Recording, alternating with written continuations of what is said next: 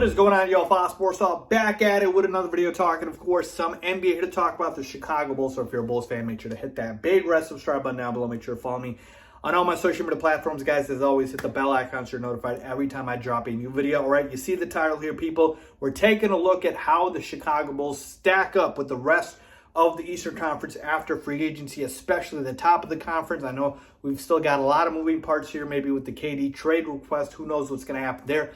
But I'm going to take a look at the Eastern Conference and see if the Bulls improved or not and where they rank. So with that being said, let's get into it. All right, so here we go. Let's go ahead and take a look at how the Chicago Bulls stack up against the top of the Eastern Conference and also the rest of the East, really, here after free agency. So I've got two columns here. You might be wondering, Faiz, what's the difference between these two? I'll tell you what it is, and that is the Kevin Durant trade or the potential of it. Look, let's just be honest about it.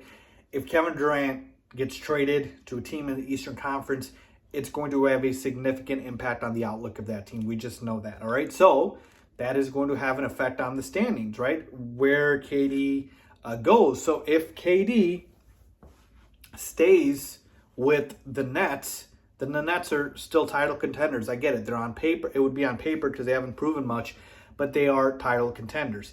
If he gets traded out somewhere else in the West or in the East, obviously the outlook for that team changes. So basically this column is with KD staying on the Nets, and this column is with KD not staying on the Nets, maybe going to a team in the West. So here we go. You take a look at the Brooklyn Nets here, and I'll get to them in a second here, but you won't see the Nets here. All right, so how do I have the conference shaken out?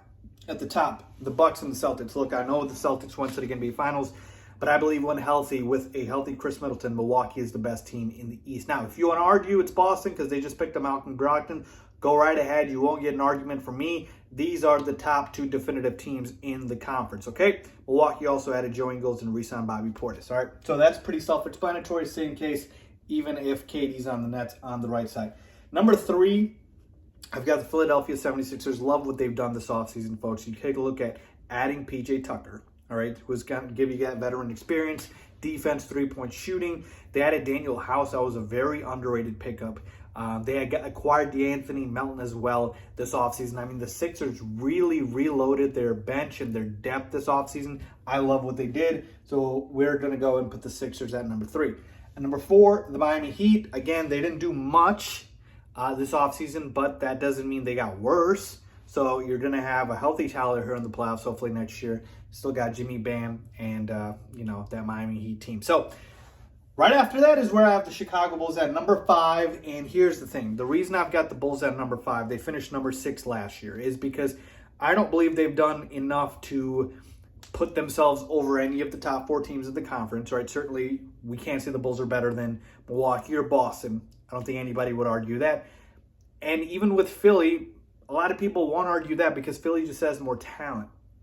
Miami, maybe you can make an argument, but here's the thing. The Chicago Bulls offseason consisted of adding a backup center in Andre Drummond, backup point guard / 2 guard potentially in Goran Dragic, re-signing Zach LaVine, which was fantastic, and then re-signing Derrick Jones Jr. Like, there was no splashy big moves here that really moved the needle for the Bulls. That's just the matter of the fact about it. For the Bulls to move up on the conference, it would have to come internally from within, meaning Patrick Williams, their former 4th overall pick, has to take that leap going into his 3rd year. Ayo Dosunmu, same thing, going into his 2nd year.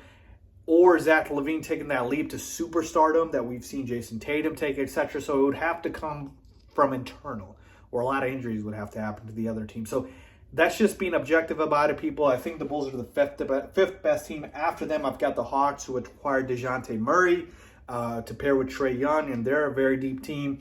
And I got the Toronto Raptors. Again, maybe they make a trade for KD, but as currently constructed, still a very deep team with OG Anunoby, Pascal Siakam, Fred VanVleet. Not to mention Rookie of the Year Scotty Barnes.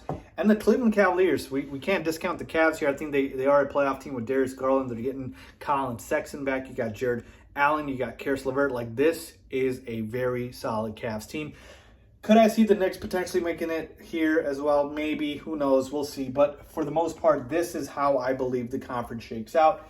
And again, over here, the only thing that's different is I would add the Nets in here if they kept KD, like they didn't trade him, and Kyrie as well, because you're talking about a team that added TJ Warren, re-signed Patty Mills, like traded for Royce O'Neal. Like the Nets had a good offseason if it wasn't for the entire KD trade request fiasco. All right, so I still think on paper they would be there. I have no issues if you want to put the Bulls here at number 5 over the Nets. That's fine. But for the most part, the Bulls are hovering somewhere around the 5-6 range, if you will, even on both sides, because they just haven't done enough this offseason. What the Bulls are banking on, and I don't blame them, is when the entire team was healthy, with Lonzo Ball, Zach LaVine, DeMar DeRozan, Vucevic, and Patrick Williams, we were a top 5 offense, top 5 defense. That's what they're banking on. So that internal jump that I was talking about, that's what they're banking on. So let's see what happens here, folks. But for the most part, the rest of the conference, we know the Bulls are better than all those teams that I didn't mention, that I didn't list out, like the Wizards, the Hornets, all of those teams. These are the only threats here in the East. So let me know what you guys think. Do you agree, disagree? Where the Bulls stack up in the Eastern Conference? Let me know down below as always. Thanks for watching.